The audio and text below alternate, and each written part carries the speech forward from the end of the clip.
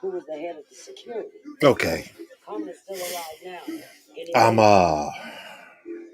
And Rick and I became the best of all friends. in. So I thought. Not really sure if you could hear me Now we don't or hang what out else you together. can hear. We friends.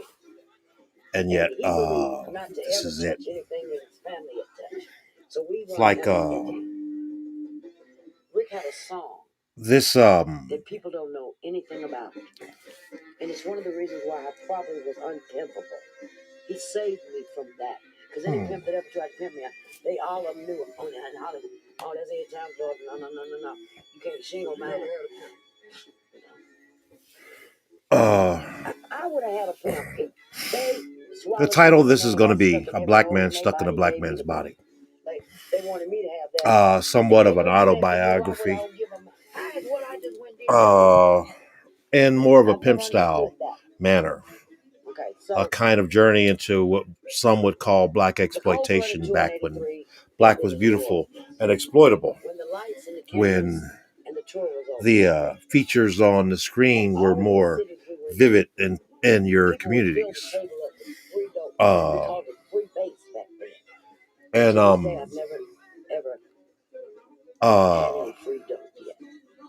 this is a sensory journey. I didn't have to buy it then, but when the lights It's got a lot of different things that are going to be spinning and whirling around that I hope that I can do that I couldn't do on paper in a book. Like a snake into my system.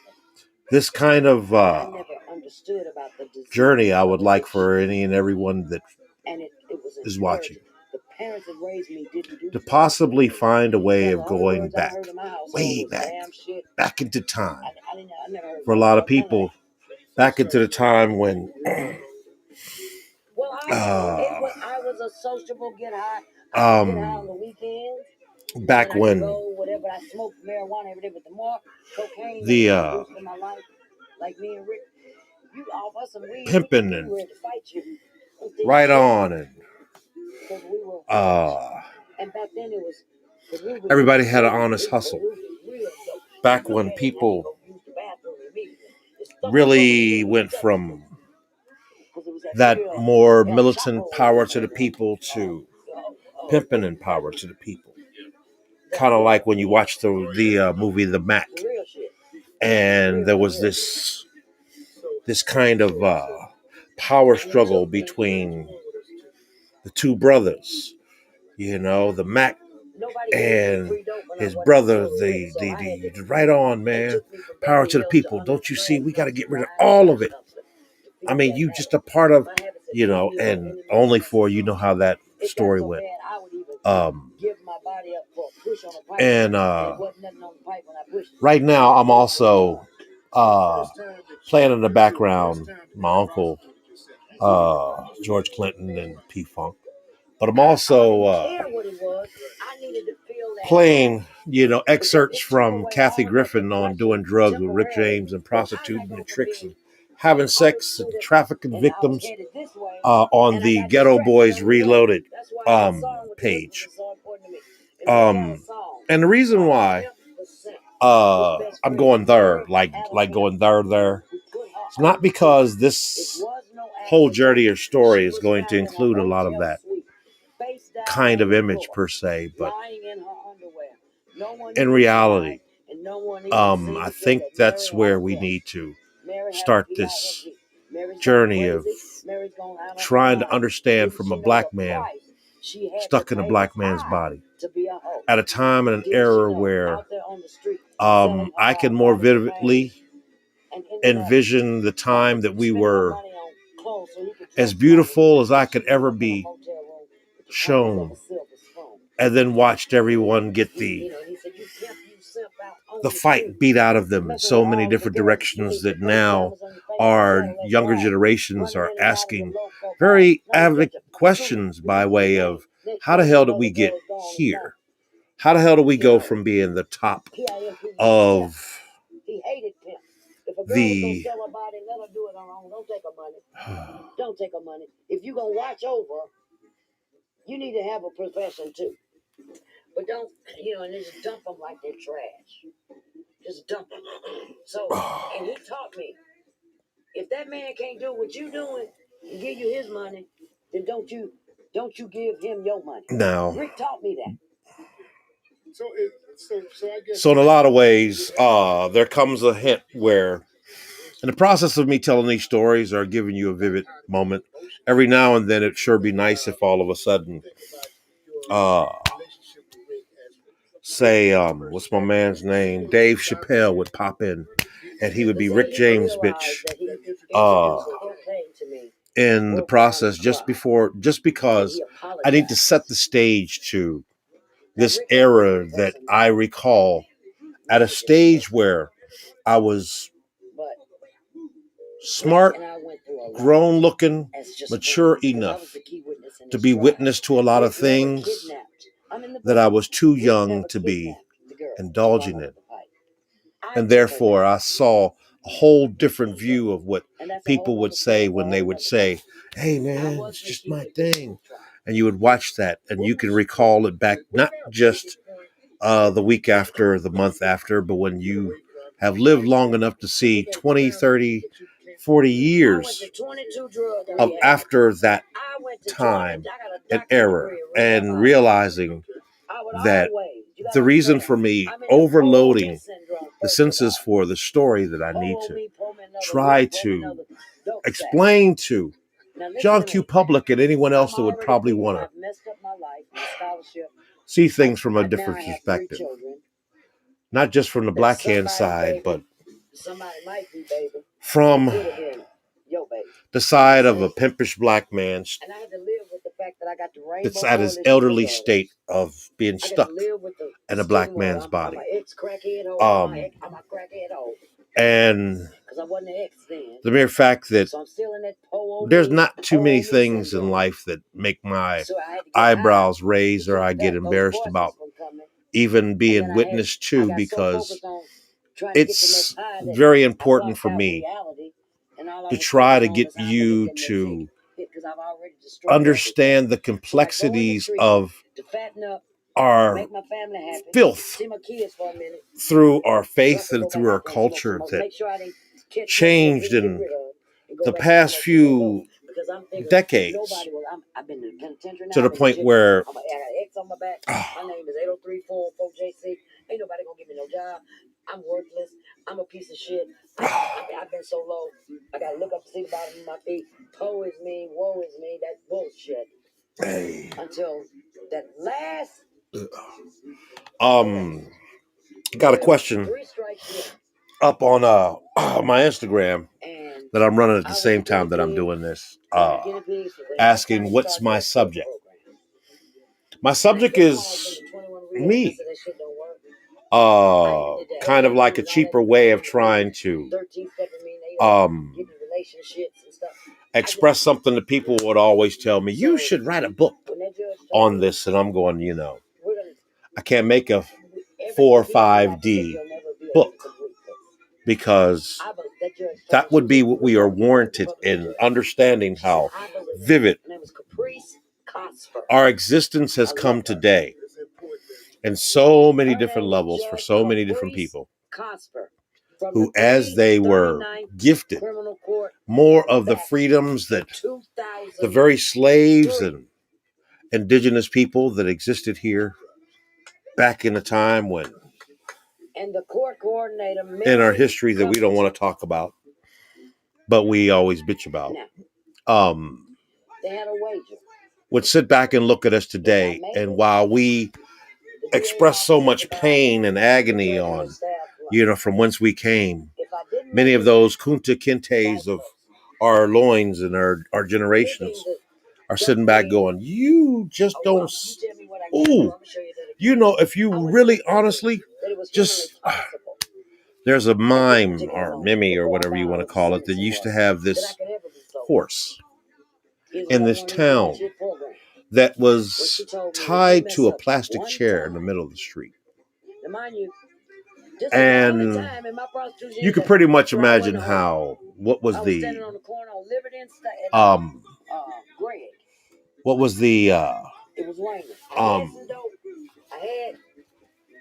subject. But my pipe in my bra. I need to keep you focused on That was my best an friend. era that for most people they can only see as far back as This man pulled up and said, "You need a ride," because it was late. Boys in the Hood or Shaft. Yeah, but I just need to go around the corner because I was staying at you know, on Bringhurst, or off Liberty Road. Sweet Sweetback's badass song Without Understanding. I just need to ride. That he said, "Come on, you don't want to do nothing? I got the money." I said, "No, I don't want to do like nothing." that little boy, Mario Van Peebles, who actually lost his virginity in the first scene of that movie to that woman, whom was playing a prostitute, while his father and this film crew filmed it and was like, and take. And they started, and from there, that whole entire movie went to so many different places of cinematic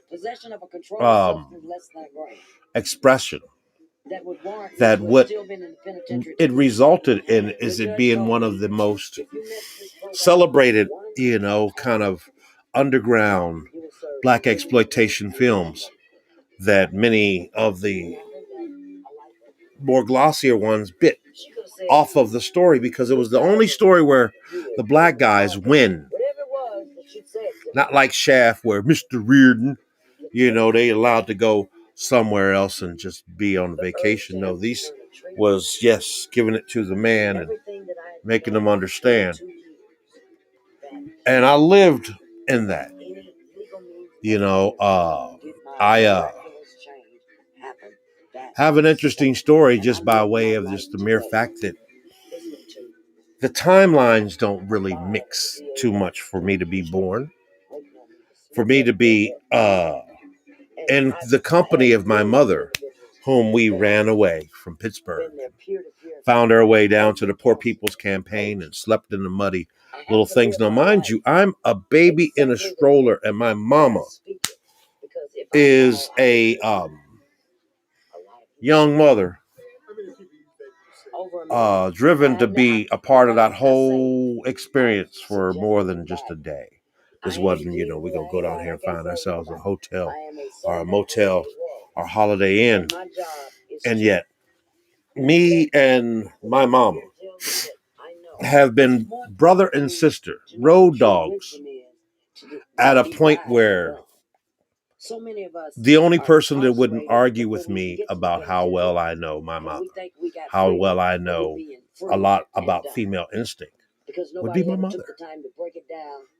And it wouldn't be any more comfortable for her as a woman to have to tell somebody, but that's my baby. And you not understand this because, we still can't even get into what will Jesus do. And back in the days that we were created, that joke could probably get you an extra drink at the bar. And the very people that I'm speaking of are people that were there, and those people before crack, before this whole sex trafficked mentality and morality that we live with. Without this kind of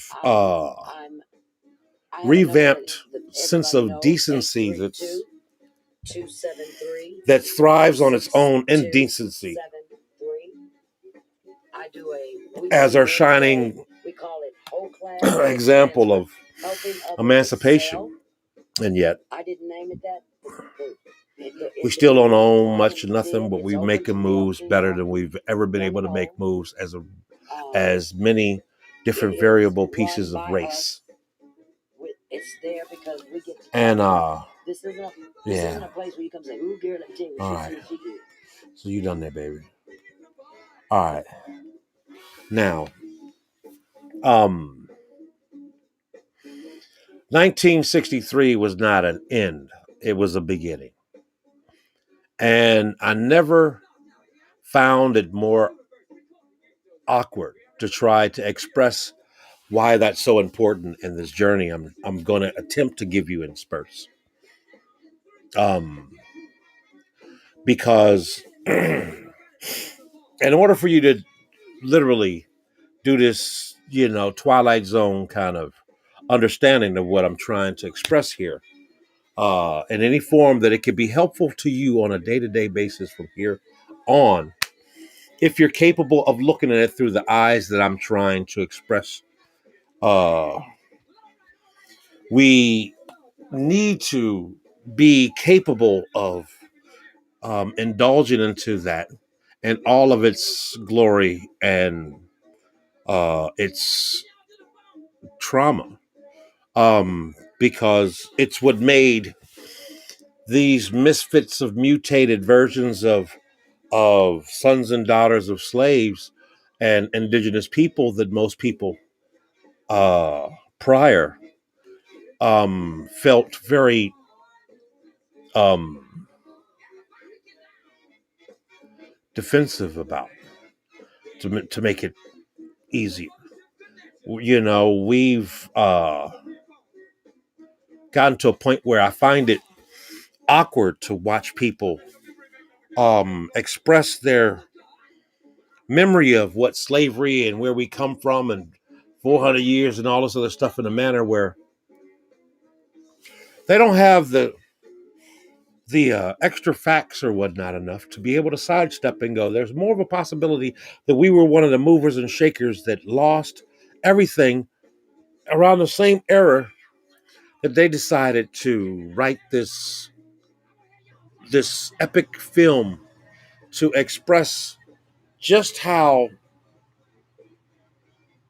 funky these Southern Dixiecrat mentality type people who were the sons and daughters of the Pilgrims, whom were considered the most foul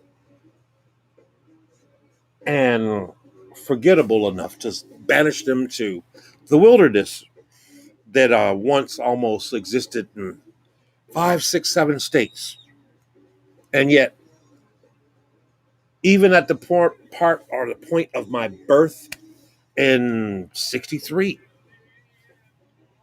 my family lineage still existed several different generations prior to that, right there on that dirt, right southern down from Terminus, which then was a private owned property of the B&O Railroad, and thus a free slave kind of environment as the trains turned and sent you the other direction. So free people from somewhere else knew they had to, do the thing. They had to get on the back bus or back train or whatnot. But when they got down there, they were in Freeville. They used to have these posters that used to say, this large amount of money and reward for anyone who has stolen, that 7 years, 17 years, whatever, slave kind of stuff, all this other stuff. That really did exist. And what really also existed that I think is really disturbing me the most to my people, and I'm speaking to the average brother and sister out there that really honestly feels they're just due and everything they would call reparations or anything else right now out there. Um, it's not that we never had that. We got it. We had it. And there was a thing called resurgence that happened.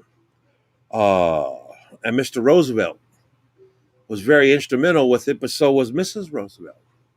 Because at the end of 4 terms and his death, the vice president, the first lady, became the first dignitary to the United Nations. Uh, the only other first lady that actually pulled off something like that was Hillary. Why do these things matter in this story of where I'm going? Because all these people were there too. And all the things that I've been trying to put out as a sensory kind of adaptation to a direction that I'm trying to find a way of getting more people to just tune in and tune out and listen to and take in the past from the smells, the tastes, and the textures of the real life that existed several different moments in time in the history of this country. That each and every time they found a way of bamboozling, giving you the ability to totally not want to get as deep as you want to know about what's going on and how to fix it. Talk about biting off the nose to spite the face. Just not that we're Egyptian type people, but the people who were of that mindset did that during that era. That Black Wall Street that we still are now trying to wake up to. And oh my, just how bad was it? It was so bad that everybody else that wasn't a part of the people of color that were actually moving and grooving on their own decided they're all going to hide behind the same shade and call it white. And then they put the fear in our generations that is measured at the same level that the Jews got the Holocaust Museum due to the mere fact that they have a genetic, traumatic instinct due to the treatment of what happened to them.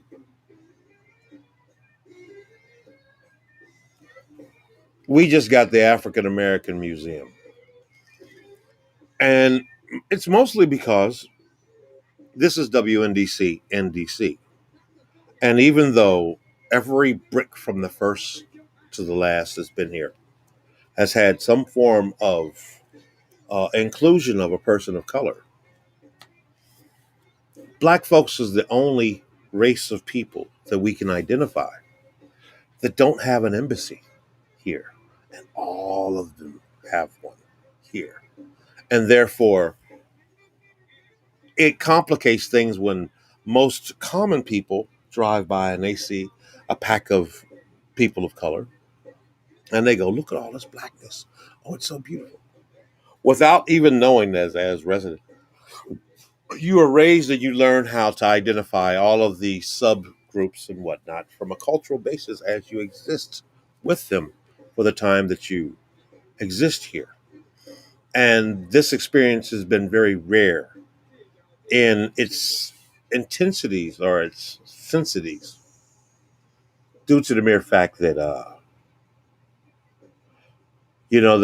there's a deeper story to what America is and what America ain't that is probably more frightening to people of color, how deep they are vested in all that everybody else is trying to make all of us believe. We've got no permission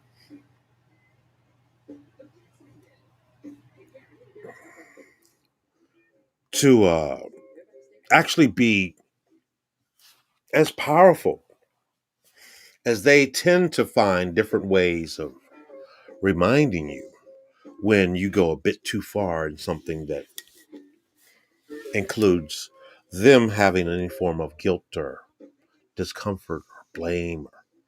And that really just sits to, the whole diary of a black man stuck in a black man's body. I wish I could take this to the level of just painting it like Gone with the Wind. I would, take it in several different levels of our existence as, and I'm not trying to take anything away from any other kind of race or gender of people. But I found that now at the turning point of damn near 60 years old, I realized that I'm not the average, nor have I ever been. And yet,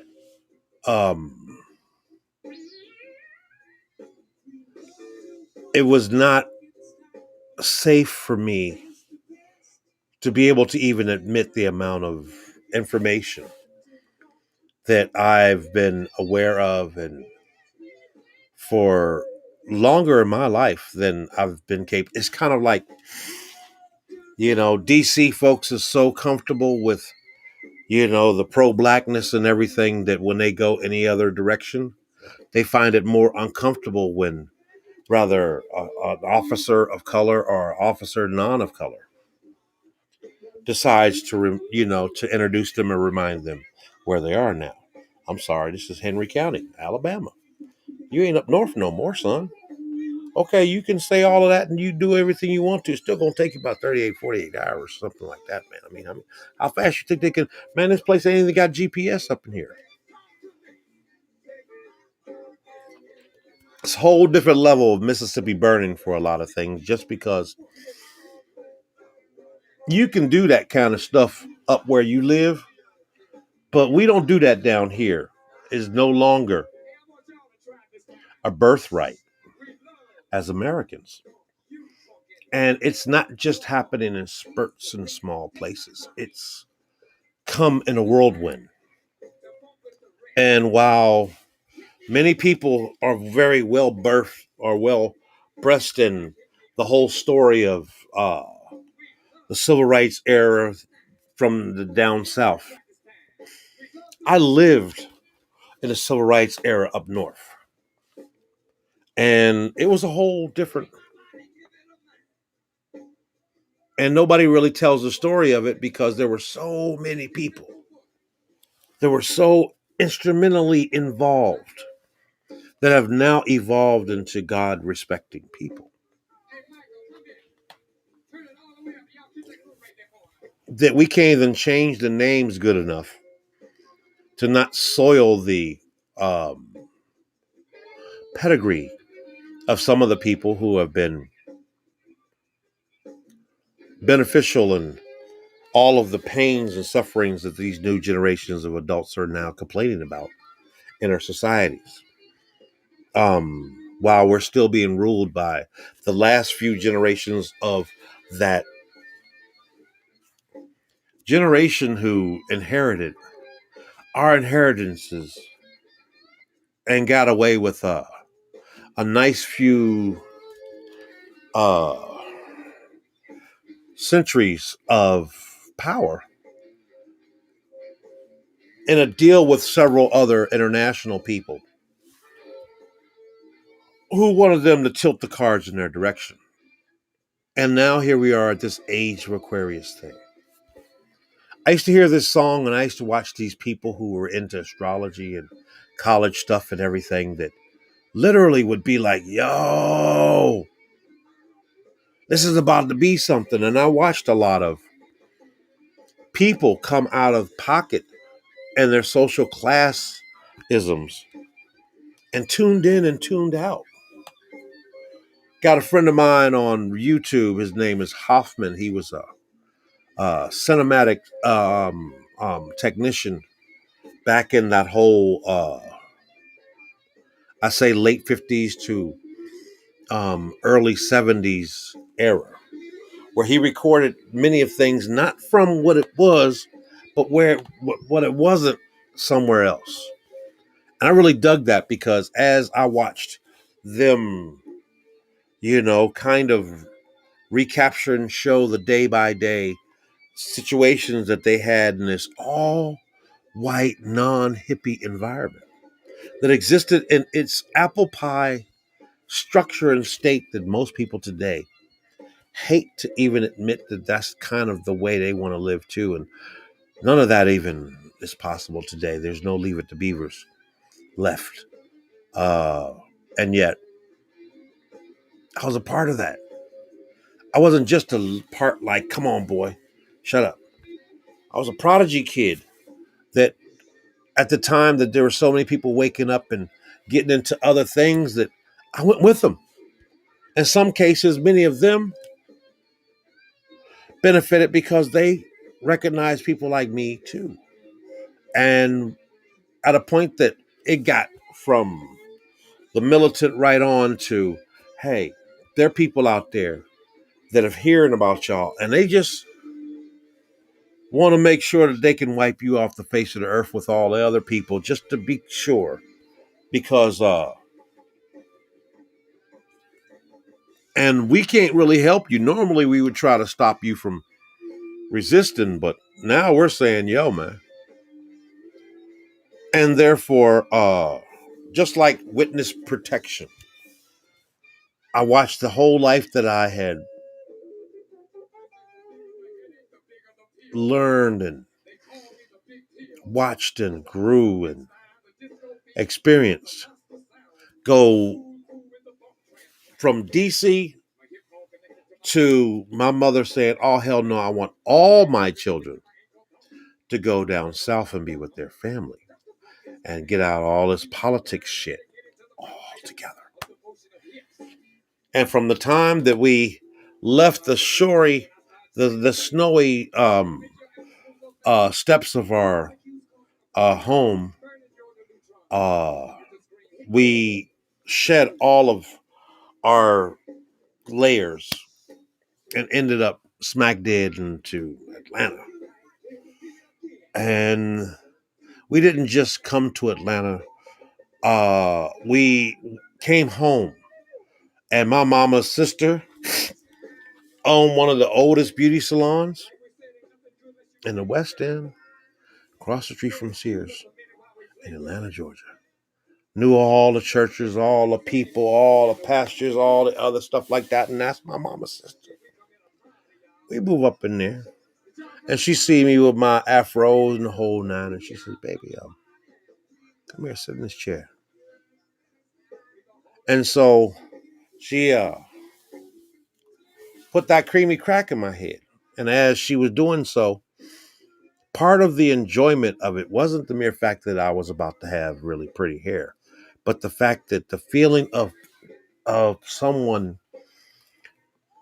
with their with your head in their hand, and they're scratching your follicles and waking up all the senses in your antenna, and yet uh it being family and it feeling good. I know there's a lot of people out there that's been to a salon that can agree how, really honestly, that experience in that doggone shampoo bowl sometimes can be epic. And yet we don't want to get too Madam CJ Walker in this conversation, but we have to.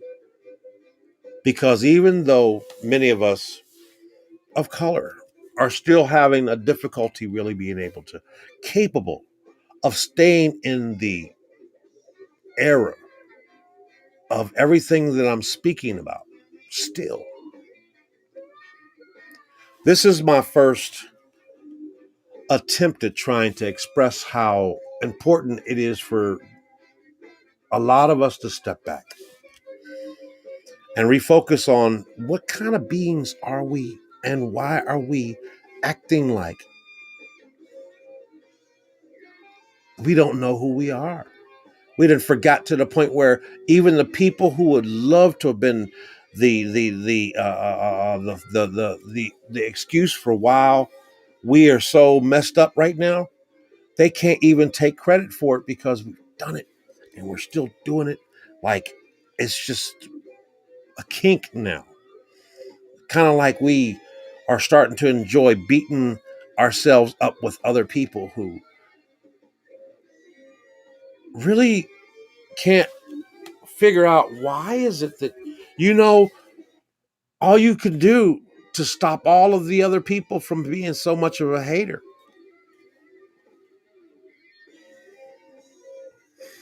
is we become more motivators just in the mere fact of not trying to actually give them the excuse to provide the trinkets that they benefit on. You know, a lot was done to a lot of Americans from the end of Reconstruction into the resurgence. And from the resurgence, the next 16 years changed what we knew America and anything else to be into something so different that even the people we think are suppressing us don't really remember either. And all this other stuff that we're going through right now is more so a way of our genetics to make everyone, whole world, understand something at this point because that's where we are. If you take 1 million people and you take them to the East Coast and you make them cough at the same time, all the way up there, it'll change the weather on the earth for several years to come. And yet, we are so busy trying to dance around a lot of other discomforts we feel is the blame of other people, um, and not quite understand that uh,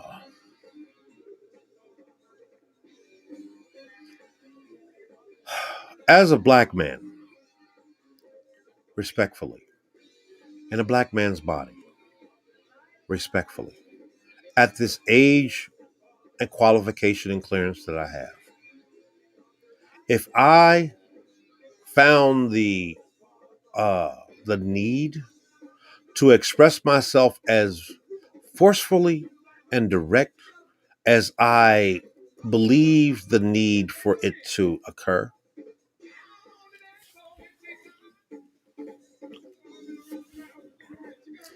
the same thing that came out of my mouth could be held to the same kind of graph of the baby,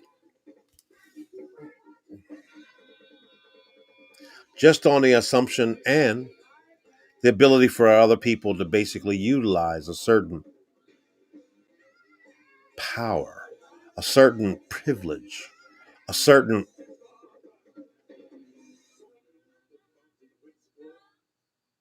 allowance that is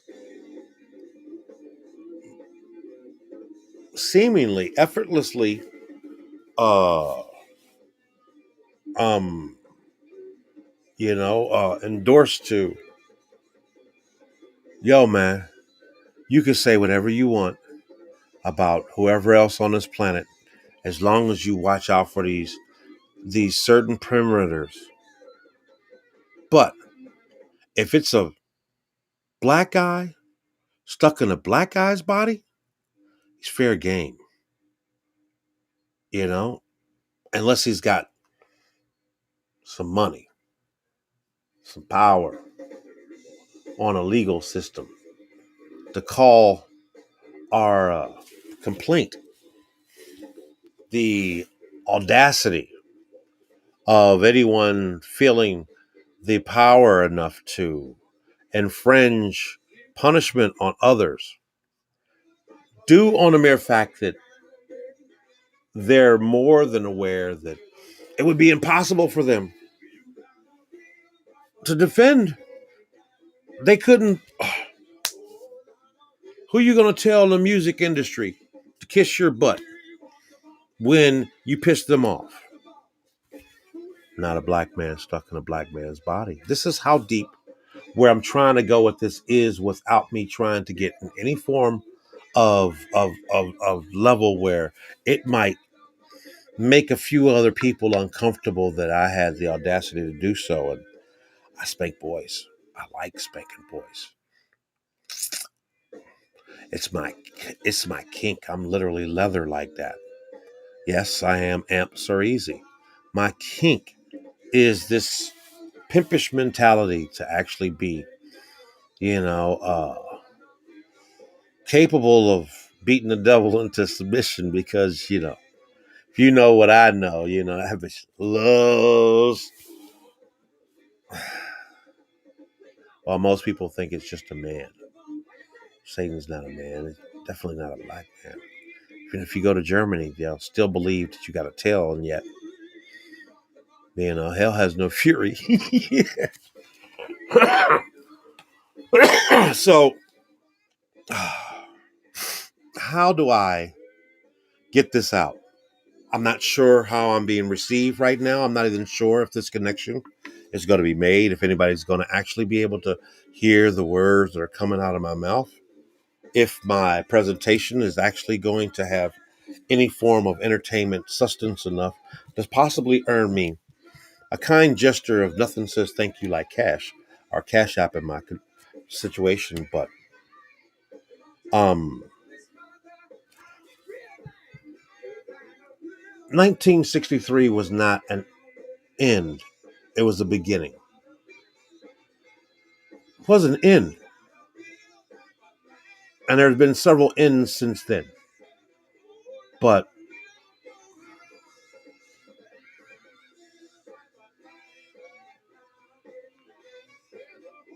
if I was capable of being able to express to you how everybody that you feel that has let you down, or this, that, and the other, or anything else from that whole area, or is at fault, then it would totally remove all blame from them, because this is bigger than the white man want to keep the black man down. This is bigger. That's the reason why right now there are more of you who might be watching me right now, when the audacity of this very start to the chronicles of a black man stuck in a black man's body, just trying to give you more of a black exploitation vibe and image of a true story of something that's more than PG-13, but not very comfortable in providing all the other favors. And yet, it's important for us to get it and keep it with us, and everything else that we try to express or complain or talk about when we do, because that's what's missing. Oh, why can't this feminist movement work out this, that? You're not noticing where we were back before they sold a lot of us off on some we're like them, while they he and they're still he aha on us right now.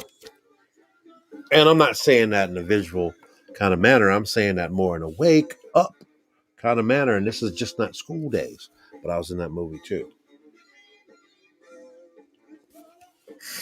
And I think that's a part of where I'm trying to go with this too, because there's a lot of who's who and what's. I've probably found myself struggling with not calling this Black Forrest Gump story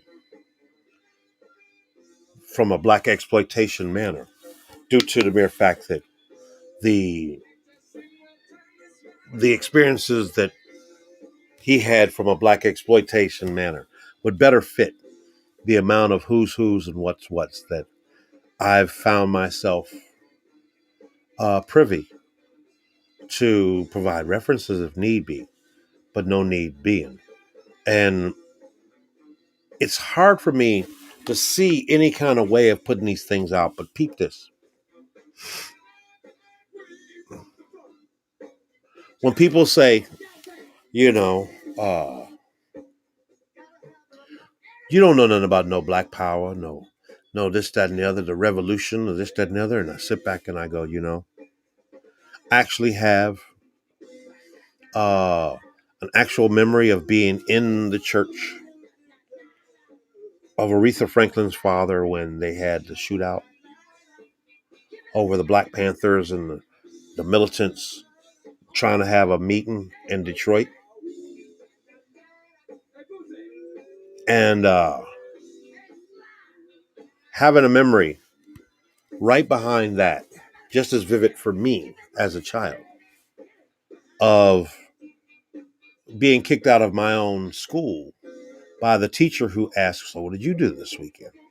I said, "We went to the West Coast and we went to the Midwest on a plane. And we come back here." And this black educator at that moment felt the need to go, "You lying, broke ass, lying, ghetto ass black boy in a black man's body. Get out of my classroom.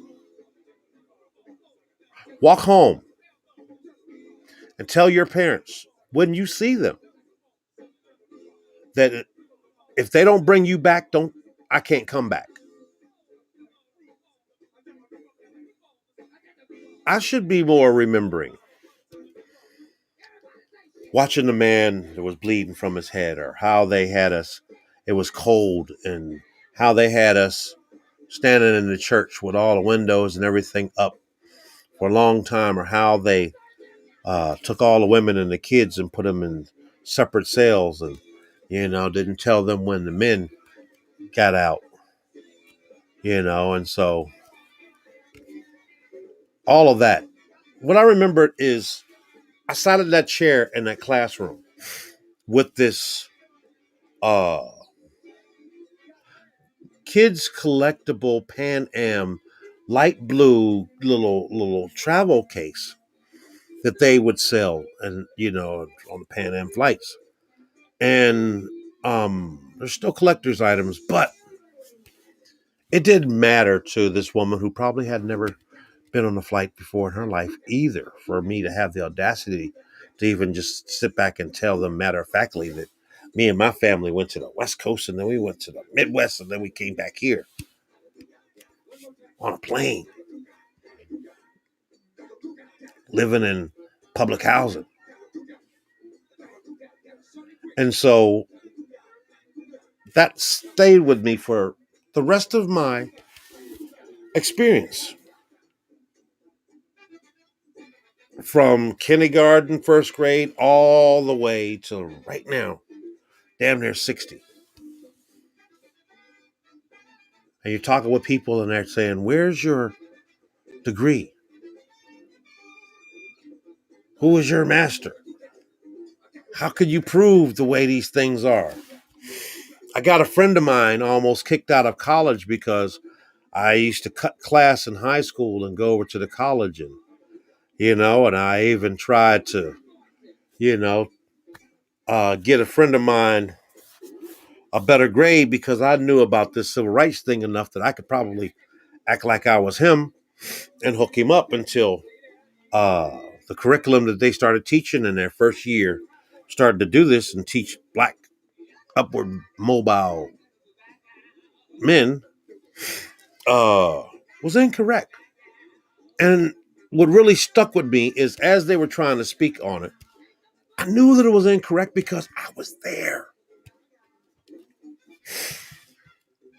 And I was so adamant about the need for him to know how wrong this curriculum that they just bought all these books and structured all of this on as to how they were to teach upward mobile black men, black people. Exactly what this whole thing is about. And so I called my pops after I left and had my pops call this professor dude. Didn't think much about it. I came back the next day with a little class, and he says, "Okay, class, I stand corrected. And young man, you stand outside. The security's coming, and you tell Mr. So-and-so he needs to go see the dean." I'm going, ooh. Of course, I didn't stay. Dude still had to see the dean. My bad. They're still teaching that curriculum 20, 30 years later now in the story. And HBCUs.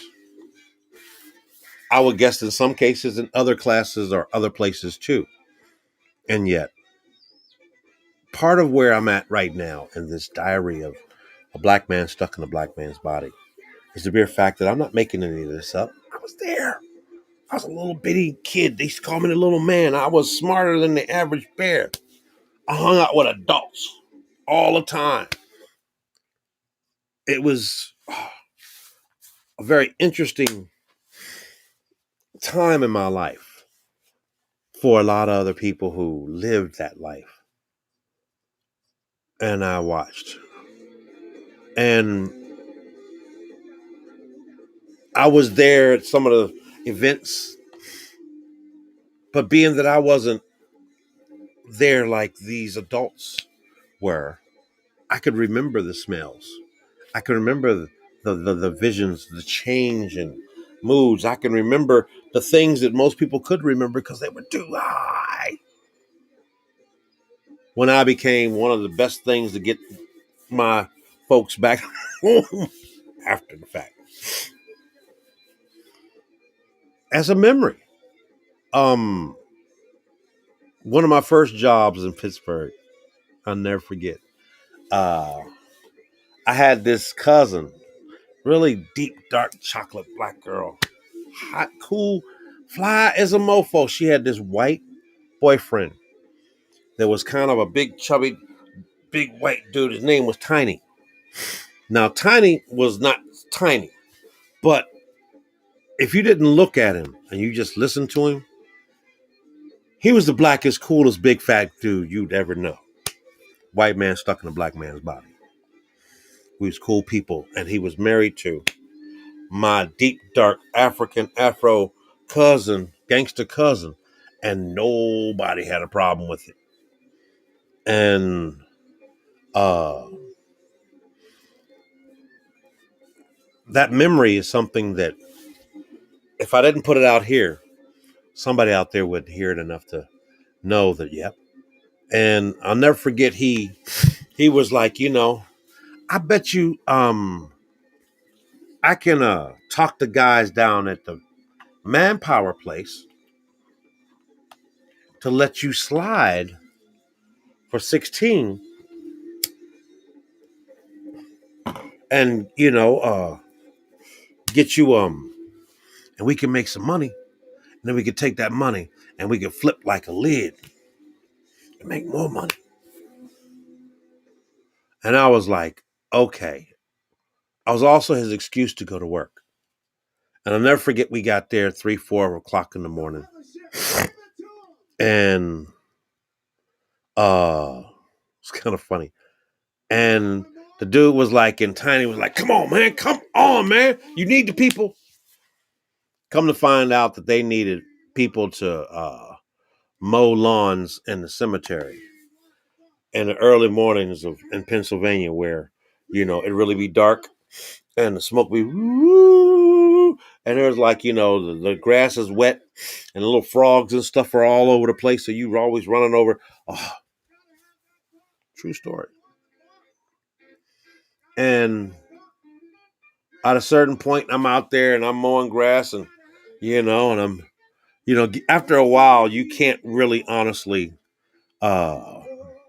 be too careful that, you're about to run over a frog. There's bunches of them out there that just run up under the damn lawnmower. In the meantime, you're dark.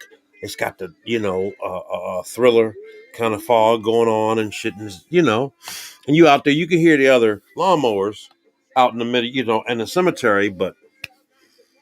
So why did I back up trying to avoid these frogs and accidentally fell into a goddamn pre-made grave? It didn't have a casket in it, but it was the 6 feet deep thing. And I wasn't quite 6 feet tall in that time frame. And the lawnmower that came down with me, that luckily turned off when, it fell at my feet, all were in this thing, and there was nothing but fog up in front of there. And I'm a I'm a child by law. I'm sitting up there and I'm like, man, this could have turned out even worse now that I think about it from a union perspective. But this is where the story gets even more funny. So I decided I'm going to say help, but I didn't want to scream it like bloody murder. So by the time that my uncle Tiny came and found me in this damn grave with this lawnmower, his white man in a black man's body ass was cracking mad jokes and laughing. To this day, if he ever was to see me again, he'd be like, I remember, man, yo, you was white. You was white as a ghost. You was this, that, and the other. It could have been that moment that something different happened to me, too. I don't doubt it, but I don't doubt the mere fact that Tiny will never let me live down. The mere fact that not only when he pulled me out, I was so scared that I was literally white, like white as a ghost. But the mere fact that in the process of me, kind of moaning for help at dark with this thriller fog in the cemetery. It kind of ran a few of the people that was working out of the cemetery. They had to come for their check. So when we got back, dude had to give us our money. And we got that money. And I'll never forget how he was like, and then we took it to the store that they just cash it without your ID kind of thing, stuff like that. And we had cash money in our hand. And he's like, yeah. Become my boy. And I'll never forget, he went out, and whoever he saw, he came back and he had this loaf. They used to call it a lid back then, but lids back then was always graced. It wasn't weight, it was weight. And it looked like a little loaf, like um what is that? The Christmas cake. You'll know it. Anyway, but it was red. And they were pretty buds. And they had the green, but it was red. And that motherfucker was, they said, yeah, this is Panama red. And I was like, is that why it's red more than green? He's like, yeah, and smell it. I never smoked any. He smoked some, but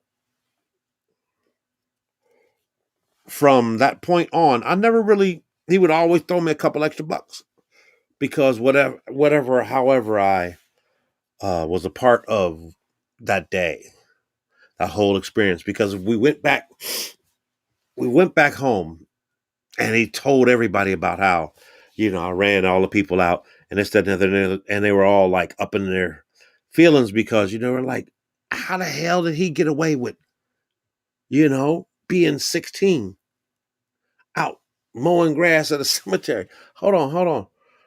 How'd you get away with that? And the funny part, I'll never forget. The funny part was how he covered for me when they said, okay, so y'all was out there making money. So where's the money?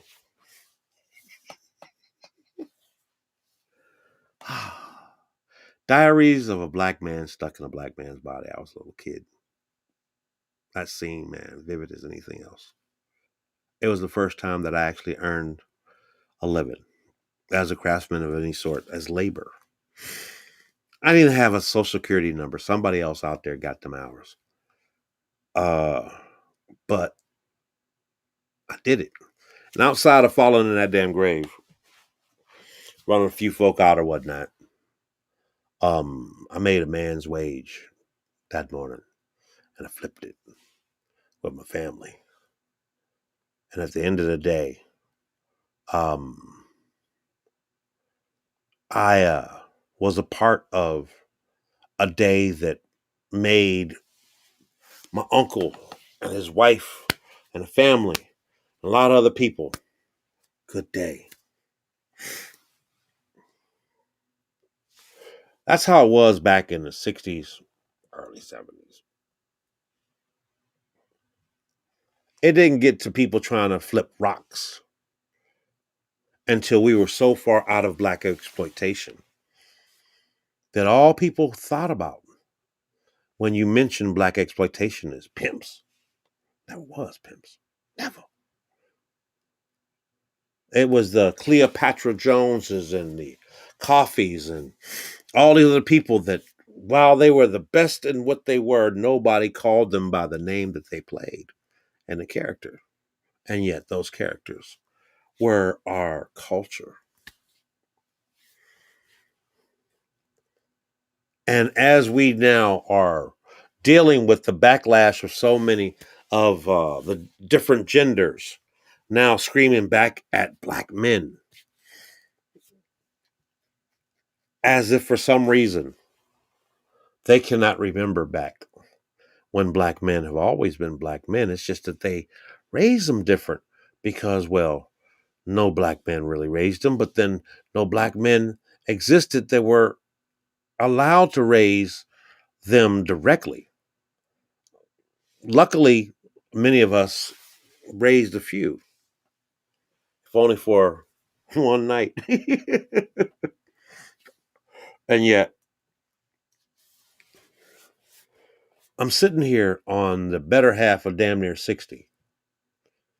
And as I look back at my life, I can't see any form of or inclusion of anybody, any relative, any ex, anything like that, that has any stain from any form of suffering from the discomfort of having been in my path since 1963. And yet, these stories don't exist in the mouths of so many who believe that all y'all the same, while you sit back there and you watch things that are beyond your control because this ain't Scarlett O'Hara, and I can't be Rhett Butler,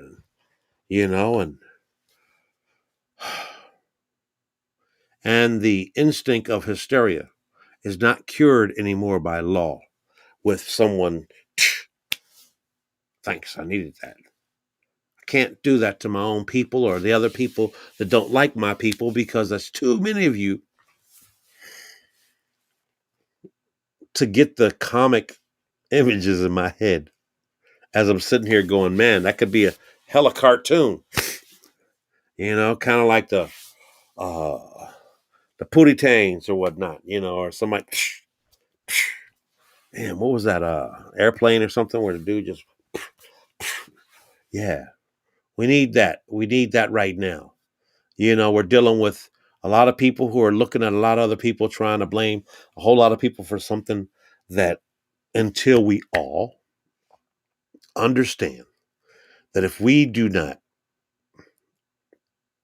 consider the mere fact that at no point in time in our lives do we not affect others by the choices we make, whether we like it or not.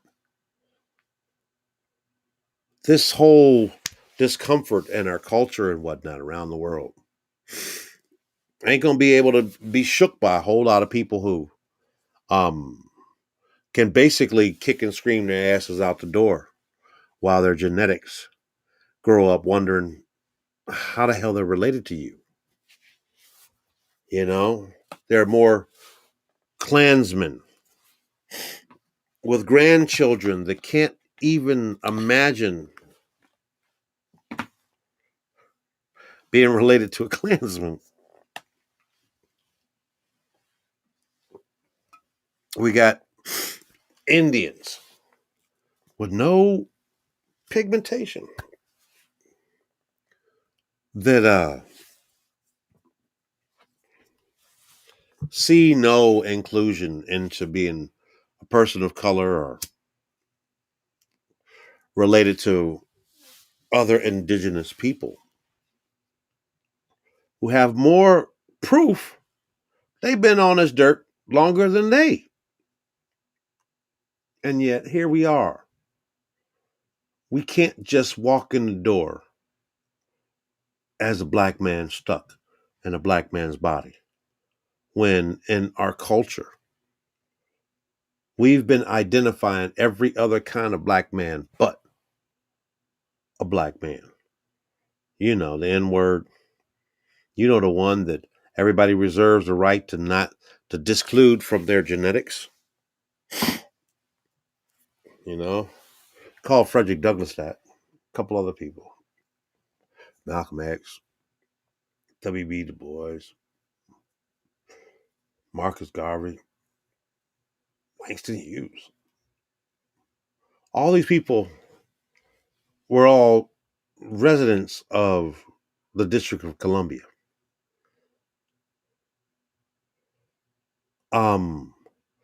This year, Juneteenth became a federal freaking holiday. That's bigger than Kwanzaa. And yet, it's still uncomfortable for me to explain to people how the most instrumental emancipation came first on this dirt with these people who have been the pinnacle point of all the other change that we are still trying to catch up in our history.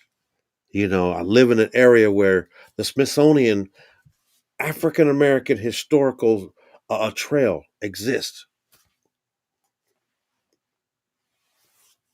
I'm more in awe every time I walk by and read some of the things about some of the people who have been on this dirt for 200 years and black to everybody else, but people of color here.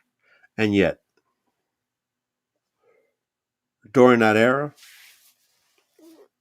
the one thing that was known and sometimes respected was there's no embassy for black folks.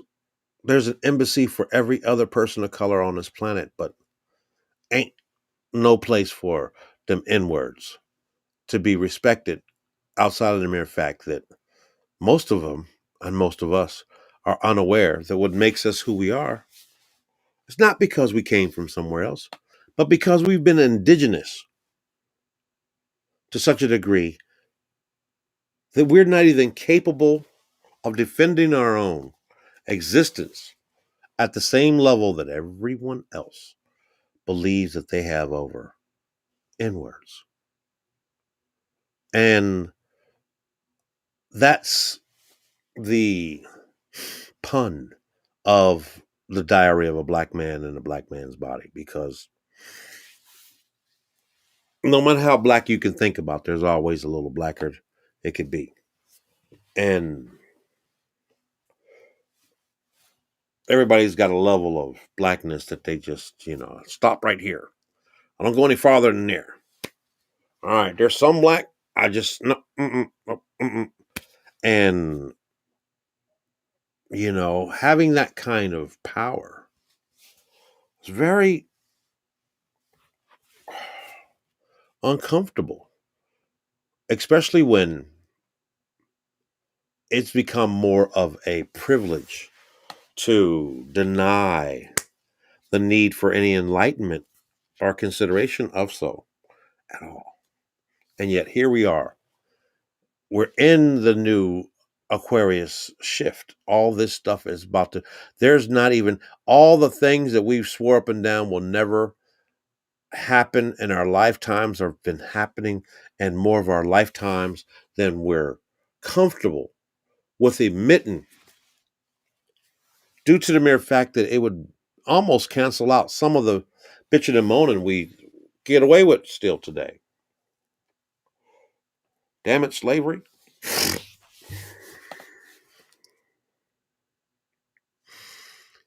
I find times that I would run into celebrity type people.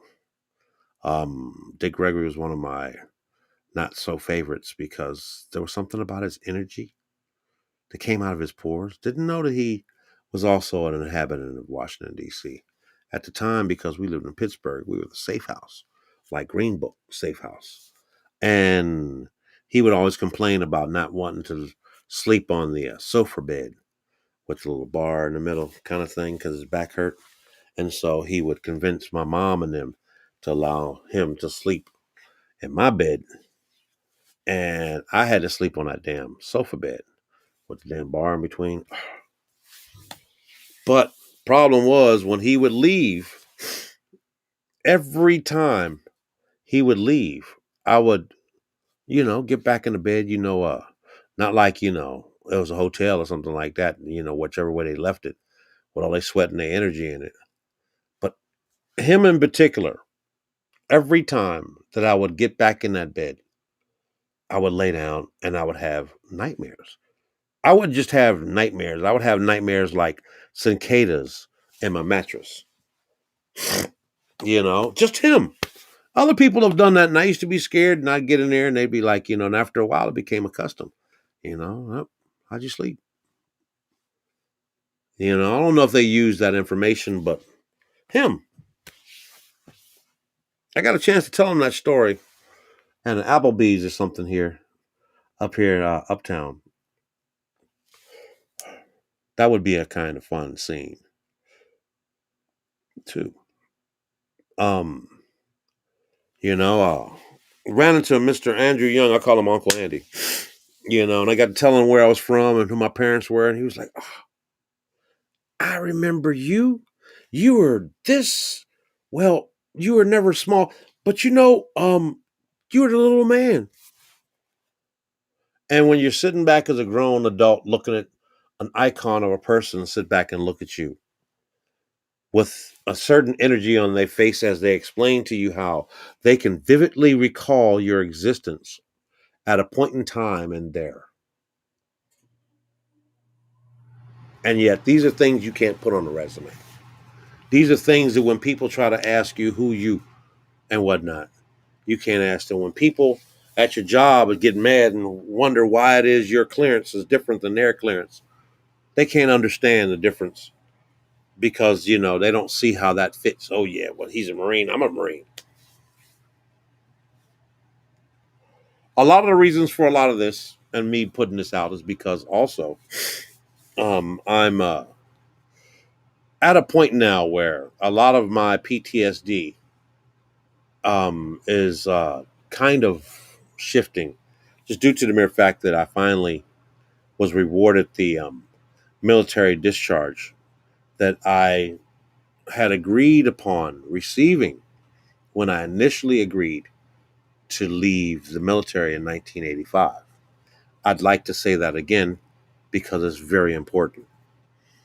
In 1985, the shit that I went through with the people that I went through it was in such a manner that my parting gift was that I didn't find out what kind of discharge I had until I got back home with nothing that I had before I left. Only to find that my discharge had been downgraded to other than honorable. And therefore, when I contacted an instructor that taught us in Fort Bliss, who happened to mention that they were looking for employees and that being that he was my instructor, he can really honestly, give me a good word for a job that started at $200,000 in 1985. And you don't spend that because you have to spend the next 4 years in Kuwait. You give it a house, you give it a car, most times a Benz. You got diplomatic status, sweet gig. It's not like you don't know the gear. You don't even touch your regular money. So back in, you stay there for 4 or 6 years. It would have been 1992, maybe 93, that I would have came back with a couple of $1 million. Maybe one or something like that, just in the mere fact that, 6 years. Um, and yet, the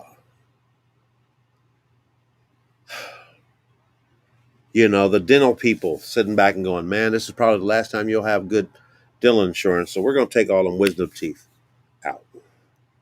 Took all them wisdom teeth out and they were right. I didn't have good dental, for 40 years. So the straight teeth that were in my mouth shifted.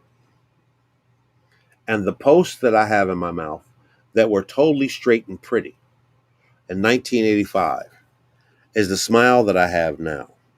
Also, due to a couple of times that, had a few accidents. I passed out once and woke up and they were a little more different. But all in all, a lot of what I'm expressing has all been due to the change in my life that happened in 1985. And yet 1985 would probably also be known as the moment that most people who know me from Atlanta and the whole nine knew me. And we did everything from Bobby Browns to Freakniks to you name that era. We had it all the way up to 86 with the Olympics. Came in and they just, because they wasn't ready for that message that they gave at the opening ceremonies. When they spoke about how people of color, the indigenous people of this country. We're due to be freed, lifted of the curse that seemed to have existed in our genetics and in our history for a considerable amount of time.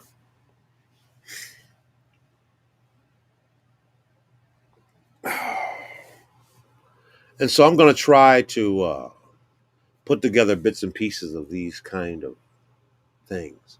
I think I've gone over an hour and some change already, so I'm going to hope that this takes. But it's early. I'm trying to beat the sun up. If I can get to sleep before the sun comes up, then my living is not in vain. This is WNDC. WNDC stands for We in the Crib, and you ain't in DC. This is a diary of a black man stuck in a black man's body. And I hope that at some point or another, any of the tidbits of whatever it is that I've just spewed out of my pimpish demeanor finds you well enough to rather entertain, enlighten, or inform. And if so, please feel free to make a charitable donation to my Cash App. It's the $ of my name, capital my last name, all together at Cash App. So appreciate it. Nothing says thank you like cash. Nothing. And so with all of that, I'm sending out positive energy. You good?